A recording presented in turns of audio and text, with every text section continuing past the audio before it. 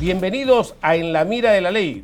Hola, hola, ¿cómo estás? Te saluda tu amigo Miguel Ángel Alegre y hoy día vamos a tocar un tema importante. Está de moda pues el tema inmobiliario y vamos a tocar el tema de los remates judiciales. ¿Hay un drama detrás de los remates judiciales o es facilito como te dicen? Para eso justamente hoy hemos invitado a una persona especialista en el tema y la experiencia es quien lo ha llevado a conocer esto, es el doctor Elmer Rodríguez. ¿Cómo estás, Elmer? Buenas noches. Bueno, ¿qué tal, Miguel? Mucho gusto. Muy agradecido por la invitación. Elmer Rodríguez, él ha sido juez civil en Lima Norte, muchos años de experiencia, ha conocido muchísimos casos justamente desde el lado del juez, porque a veces pues escuchamos solamente a las personas desde la experiencia como abogado litigante o desde la experiencia que no eres abogado y hacen hasta cursos hablando de remates judiciales, de algo que no conocen el trasfondo de esto, por lo cual hemos creído conveniente hoy invitar a alguien que ha estado en la silla del juez y conoce justamente estos procesos por dentro. Elmer, en tu experiencia como juez, estos procesos de ejecución de garantía, donde las personas ponen un inmueble como garantía, normalmente cuando llegan a remate, ¿cuáles son los dramas más comunes que ves en las personas? Bueno, hay una diversidad de factores y también hay una diversidad de problemas que se presentan, ¿no? Generalmente, en mayor proporción, estos procesos que conllevan a un remate son los derivados de una deuda con una garantía hipotecaria, que puede ser a una entidad bancaria, a una entidad financiera o puede ser también a una persona natural o a una empresa. Pero también hay algunos casos en los cuales los remates vienen como consecuencia de algún tipo de problema de diversa naturaleza al comercial, como pueda ser en los casos de conflictos por bienes hereditarios, ¿no? O también en los casos en los cuales dos o más copropietarios no se ponen de acuerdo respecto a cómo distribuirse, cómo dividirse un inmueble y pues esto finaliza en un remate judicial. Así es, hoy día también estamos viendo que están estableciendo como herramienta, ¿no? O producto financiero justamente los remates, ¿no? Deudas con remate, letras hipotecarias, y le están diciendo a todas las personas, ven, es más, están abriendo instituciones que ni siquiera son financieras, están diciendo, ven, trae tu dinero, entrégame tu dinero, mejor dicho, entrégame tu casa en garantía y yo te doy el dinero que tú requieres. ¿Quieres 50,000, 100,000? Le dicen, tú no tienes, ningún banco te quiere dar plata, no te preocupes, nosotros te la damos. Ven y entréganos en garantía tu inmueble. Entonces, esto es saludable que las personas de a pie que no acceden al crédito, normalmente estas personas le entregan a instituciones o a personas no financieras estas garantías hipotecarias, ¿dónde podrían terminar? Si no pagan la deuda, claro. Bueno, el riesgo es muy grande, digamos, en todo lo que se refiere a un trato, digamos, informal, ¿no?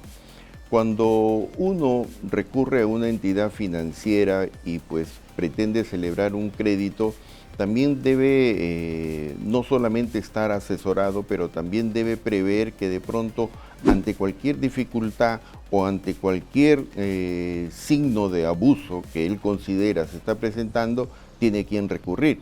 Tiene una defensoría del usuario, tiene Indecopi, donde puede recurrir. Pero cuando hablamos de una situación informal, es decir, quizás de préstamos que se realizan a nivel paralelo, pues obviamente ahí a quién te quejas. Y ahí obviamente lo que está pactado en el contrato de pronto se va a ejecutar, ¿no? Entonces, si bien es cierto, puede que tenga una facilidad porque quien está otorgando el dinero no le exige tantos requisitos, pero sí le exige que le otorgue una garantía hipotecaria, un inmueble en este caso, pues pienso que debe cuidar o ya debe prever que por lo menos si está asumiendo un riesgo respecto a un inmueble que potencialmente pueda ser rematado, él ya debe adoptar todas esas situaciones que le permitan por lo menos establecer que en principio debe cumplir con el calendario de pago, porque si no obviamente se va a ir a un remate, ¿no? Elmer, más o menos, ¿cuánto tiempo en la práctica demora un proceso de ejecución de garantía en estos tiempos? Bueno, hay que hacer referencia que siempre la legislación va cambiando. Anteriormente, pues digamos, teníamos procesos engorrosos. Ahora el proceso de ejecución de garantías está normado para que sea célere. Sin embargo, es la carga procesal la que hace que estos procesos duren, ¿no? Y eso va a depender, pues, dónde se estén desarrollando estos procesos. Por ejemplo, aquí en Lima están los juzgados comerciales, que en un inicio sí, al inicio se vio que era muy dinámico, que los procesos eran céleres. Ahora, sin embargo, pues vemos que hay mucha carga procesal y que, digamos, procesos que pudiesen estar terminando en 8 meses, un año, a veces están 2 años, 3 años, 4 años o quizás hasta mayor tiempo. Diferente es con aquellos órganos jurisdiccionales diferentes a Lima, que puedan estar en el interior, donde de pronto su carga no sea tan elevada y de pronto es un poco más dinámico el proceso y por lo menos pudiéramos estar diciendo que un proceso judicial se puede estar desarrollando en 1 año, 2 años. Y todo va a depender también, por un lado, de la estrategia que pueda definir quien interpone la demanda y más aún de la estrategia que pueda definir el demandado, el ejecutado, en este caso el deudor que se defienden. Hay casos en los cuales por alguna razón el deudor no toma conocimiento del proceso, no se defiende, hay una resolución judicial que dispone el remate que se queda consentida y pues obviamente ahí estamos frente a un proceso breve. Entonces eso va a depender mucho. Entonces, más o menos podría demorarse de 8 meses a un par de años o más, dependiendo de la carga esos factores del juez que le toque. Y Elmer, una vez pues que logramos ya la resolución que ordena pasar a la segunda etapa, a la etapa de ejecución, ¿esta segunda etapa también es rápida o es más larga o se demora más tiempo? Lo que pasa en la segunda etapa, a diferencia de la primera, es que es muy formalista y allí es donde se debe cuidar, sobre todo en los temas de publicidad, ¿no? En la primera etapa, que digamos la etapa en la cual se llega a definir la controversia, los actos procesales definidos por la ley son breves. Se interpone la demanda, se dicta el mandato de ejecución, el deudor tiene causales ya expresamente que puede invocar en defensa de su derecho y el juez, pues, previo traslado de la parte, el juez resuelve. No resuelve en una sentencia, sino resuelve en un auto que el mismo, si es apelado, es resuelto por la sala y que incluso ahora con las modificaciones de las normas que regulan la casación, de pronto ya es poco probable que recurra hasta la Corte Suprema. Y viene la fase de ejecución y allí pues surgen ya otros factores, porque ahí por ejemplo quien va a ejecución, lo primero, hay que ver si esa sentencia establece pago de intereses, qué tipo de intereses. Generalmente cuando hablamos de deudas que vienen de los bancos, pues hay intereses moratorios, hay intereses compensatorios, está el tema de realizar la liquidación, tanto de los mismos intereses como de los costos del proceso, y a veces esas liquidaciones requieren de la participación de peritos, y esas liquidaciones que se realizan pueden ser objeto de observación, a las cuales el juez pues resolverá y se tendrá por aprobado. Eso es por una fase. Por otra fase vamos a ver que cuando ya ha sido el proceso resuelto en última instancia, hay un requerimiento de pago y pues el juez, al no verificarse el pago, va a disponer que se prosiga con la ejecución de lo que viene pues la tasación del inmueble y el posterior remate, ¿no? Así es. Normalmente pues lo que se requiere en esta segunda etapa es que se actualice el valor, ¿verdad? Se tiene que actualizar, normalmente eso lo hace un perito, ¿no? ¿Y qué otros requisitos nos piden para, aparte de la tasación, para poder ya que el bien pase a remate? Se entiende que el bien pasará a remate en tanto pues el deudor no haya honrado la deuda, ¿no es cierto? El deudor, hasta el último momento previo al remate, él pues está en aptitud de poder cancelar la deuda e incluso pues agregar a ello una suma prudencial por los conceptos de costos, costas, intereses, y obviamente pues no va a remate. Pero si va a remate, obviamente esta situación no es inmediata ni es fácil, pues se requiere de cierta publicidad.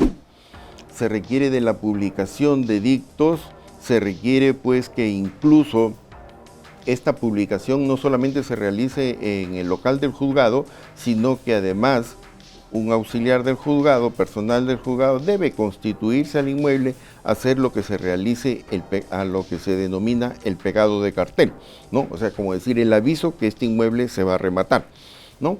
Y pues realizado ello, allí ya están fijadas las fechas de realizaciones de las convocatorias, las cuales ahora se realizan de manera electrónica a través de una plataforma que se llama Remaju, se procede al remate. Qué bien, entonces esto si se cumple, ya estaríamos en esta fase que el juez ordena pasar al remate y todos siempre se preguntan por qué este bien pasa a remate a la mitad aproximadamente del valor de mercado. Esto, ¿la ley dice que va a la mitad del valor o cuál es la regla de la norma legal respecto al valor del primer remate? Bueno, vamos a partir de algo. En principio, quien acude al juez solicitando el remate de un bien para cobrarse el crédito, ya sea una persona natural o ya sea una entidad financiera, lo realiza en virtud que tiene a su favor un contrato de mutuo con garantía hipotecaria. Y en ese contrato de mutuo con garantía hipotecaria ya está establecida cuál es esa tasación del inmueble, ¿no? Allí aparece ya definida cuál es ese valor de tasación. Y obviamente, en tanto, digamos, no exista una forma de poderle demostrar al juez que de pronto ha habido una variación considerable del inmueble, pues el juez va a respetar esa tasación a las cuales han convenido las partes, ¿no?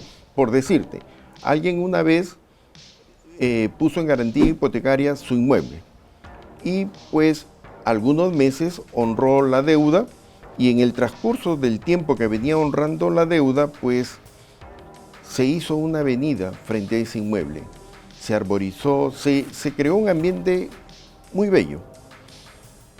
Ese inmueble cobró otro valor diferente del que estaba pactado. El deudor cuidó en el proceso de decirle al juez, quiero una nueva tasación porque la situación ha modificado y ahora el inmueble, obviamente con los documentos pertinentes, vale más.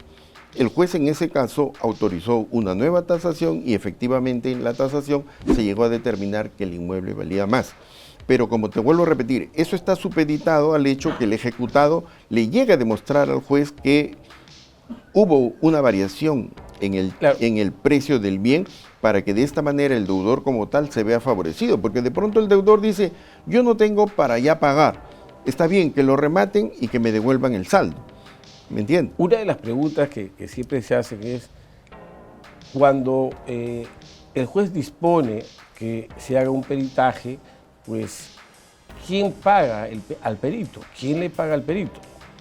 Bueno, en estos casos, porque ello va a favorecer al ejecutante, esos gastos los asume el demandante, que en este tipo de procesos se llama ejecutante, ¿no?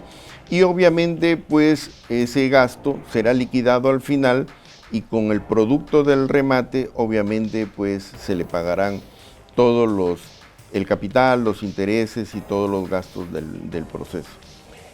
Ahora, hay algunas reglas para el valor del remate, ¿no? Entonces ya tenemos el valor del peritaje o el valor establecido en el contrato de préstamo que se conoce legalmente como mutuo. Entonces, el valor en el primer remate va por el valor total, va por la mitad, va por un tercio, va por 2/3. ¿Qué dice la norma? En lo que respecta a la tasación, se establece una tasación y cuando va a remate, pues se inicia con las 2/3 partes de ese remate, ¿no? Ese digamos, es el precio base. Ese es el precio base con el cual se inicia el remate, ¿no? Y ahora, con las nuevas reglas del remate electrónico, pues digamos que se ha hecho un poco más ágil, porque antes, digamos, se realizaba la primera convocatoria, quedaba desierto el remate había que realizar toda una nueva gestión, toda una nueva para publicación para la segunda convocatoria con la deducción del 15% correspondiente, ¿no? Y ahora no. En el aviso que se publica el remate, allí ya aparece determinada cuándo es la primera fecha, cuándo es la segunda fecha, cuándo es la tercera fecha, y en cada uno de ellos ya aparece determinado cuál es el precio base con el que se va a iniciar el remate. A ver, entonces las reglas son, el primer remate va por los 2/3, el segundo remate pierde un 15% de ese valor y el tercer remate igual, correcto. ¿Qué pasa si luego del tercer remate nadie aparece a comprar? Allí lo que ya se estila es lo siguiente: se le otorga la facultad al ejecutante para que, de creerlo pertinente, lo pueda adjudicar a su favor, ¿no? Pueda hacerse de ese bien. Puede hacerse ese bien. Lo otro es que ya tenga que volverse a hacer una nueva tasación para volver otra vez a iniciar una segunda ronda de remates. Ahora venimos con el drama. Hemos dicho pues hoy día el drama de los remates judiciales, porque muchos tienen suerte que de repente se adjudican un terreno donde nadie está en posesión, o de repente un departamento, una casa que está abandonada, pero esos no son todos los casos. Hay casos pues donde hay gente que está viviendo, entonces nos encontramos ante una persona que va al remate feliz, compra supuestamente a la mitad del valor de mercado, por ahí es más o menos lo que se estima, es lo que publican, y luego encuentra que cuando va a ejecutar hay alguien viviendo adentro. ¿Qué deben hacer en estos casos cuando hay alguien viviendo adentro? Ya tengo mi adjudicación, yo ya soy titular, ya soy el dueño, es más, se escribió mi derecho en los registros públicos, pero no puedo tomar posesión porque hay alguien adentro. ¿El sistema legal me permite pues retirarlo con rapidez o tengo que hacer un proceso de desalojo como todos los otros casos? Bueno, lo que sucede es, digamos, que lo más aconsejable siempre es que cuando uno realice una inversión, llámese o de la naturaleza que pueda hacer, siempre debe tener pues un asesor legal. Es lo principal. Y en este caso aún más, porque se entiende que aquella persona que tiene interés de comprar en remate lo que está realizando es una inversión y no está invirtiendo pues una suma de dinero mínima, sino está invirtiendo de pronto todo un capital que forma parte de su proyecto de vida o de su proyecto de desarrollo. Entonces, ¿por qué digo que es necesario ir con un asesor? Porque uno puede enterarse del remate a través pues del Remaju, y ya llega ahí en la expectativa de quien conoce es saber en qué casos sí puedo comprar en remates y en qué casos no puedo comprar en remate. ¿Cuáles serían los casos sí y cuáles serían los casos que no? Lo primero que uno debe ver, este remate tiene gravámenes, tiene cargas, entonces ahí va a ver, sí, tiene hipoteca, tiene embargo, tiene. Pero si de pronto realizando un análisis de la relación de gravámenes y cargas que aparecen en el edicto o aparecen pegado en el cartel publicitario, uno advierte que dentro de ellos hay una anotación de demanda, allí abstenerse de participar en el remate. ¿Por qué?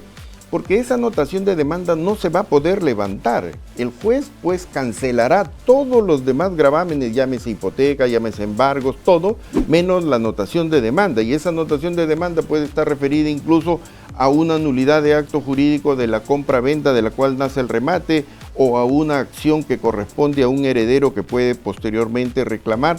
Consecuentemente, adquirí un inmueble por adjudicación en remate, pero también adquirí un eventual problema futuro, porque el titular de esa medida cautelar de anotación de demanda triunfa en ese proceso, evidentemente va a reclamar sus derechos y si pues obviamente como están inscritos con anterioridad a su adjudicación, va a tener eso que le favorece. Eso es lo primero. Lo otro que debe evaluar el posible adjudicatario es que el asesor pueda, por lo menos a través del sistema informático judicial que tenemos todos acceso, poder llegar a establecer si es que cuando se inició el proceso, el juzgado cuidó de notificar a quienes están determinados como ocupantes del inmueble.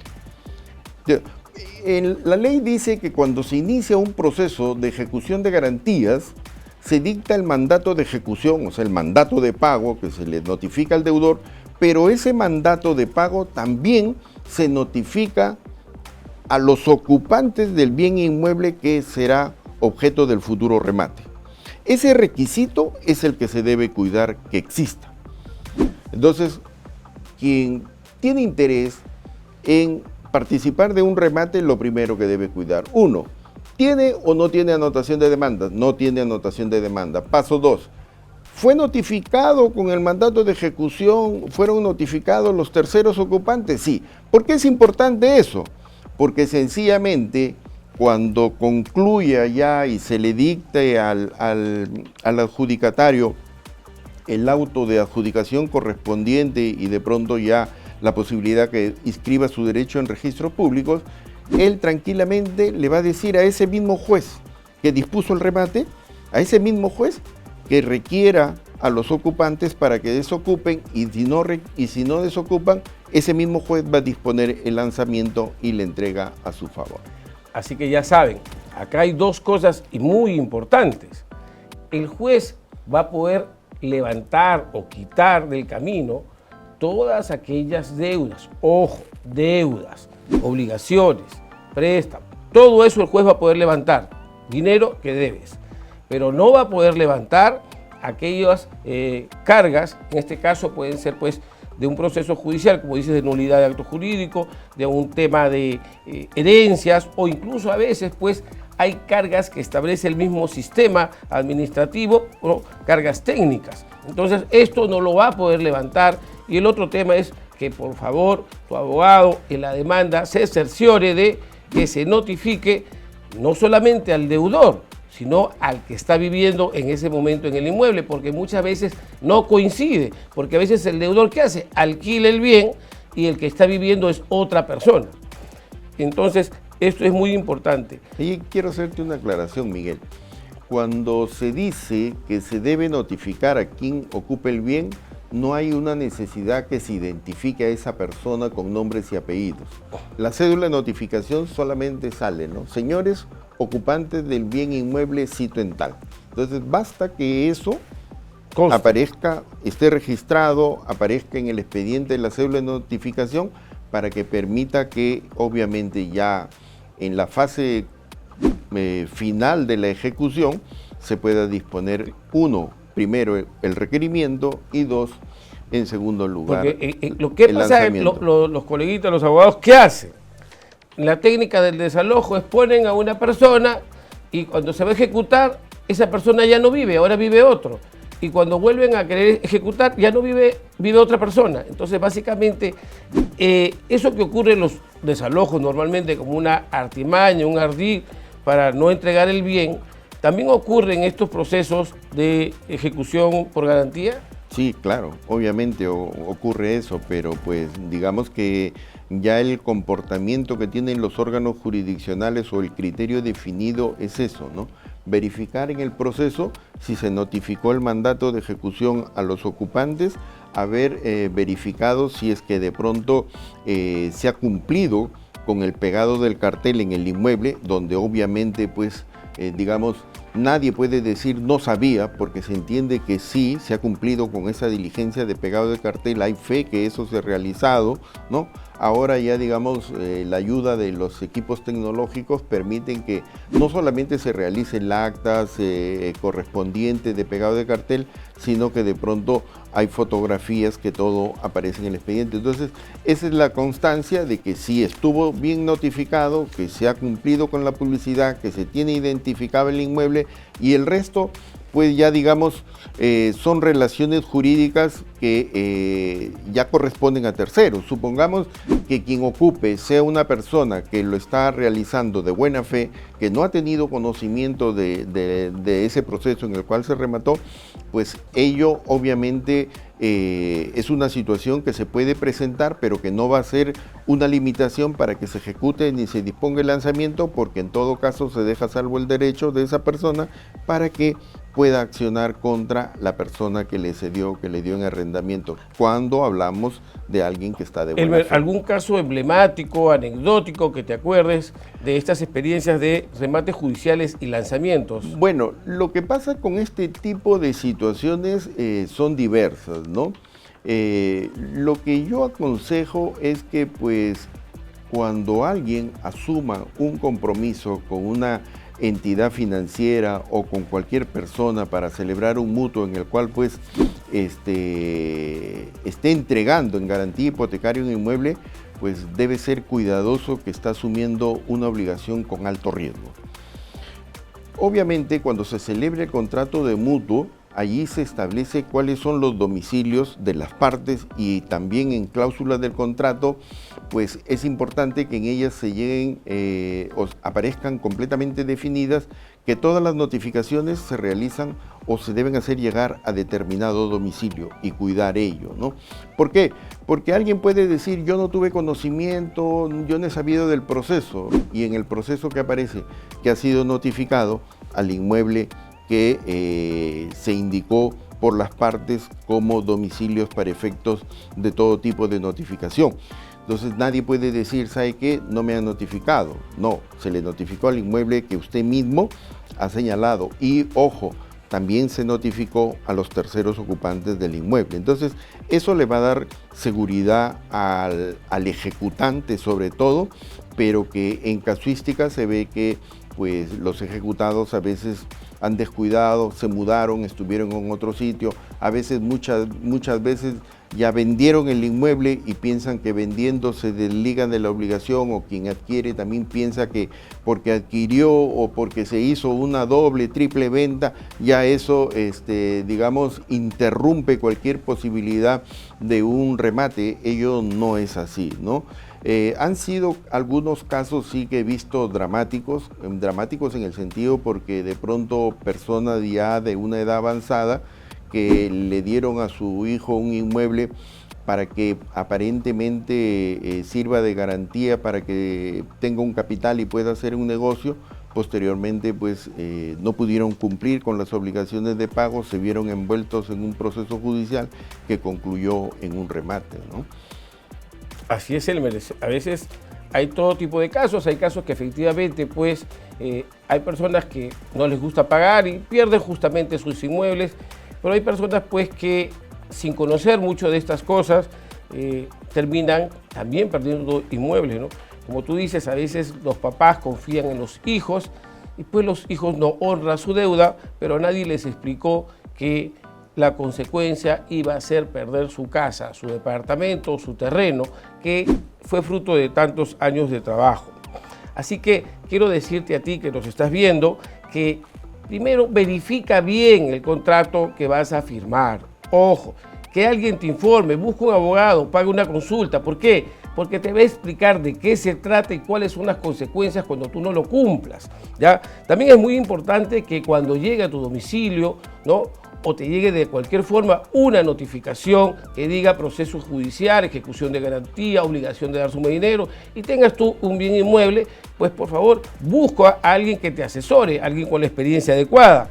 Y cuando pues lleguen a tu casa se pegue algún letrero de parte del Poder Judicial, esto quiere decir que ya el remate está muy cerca, está muy pronto.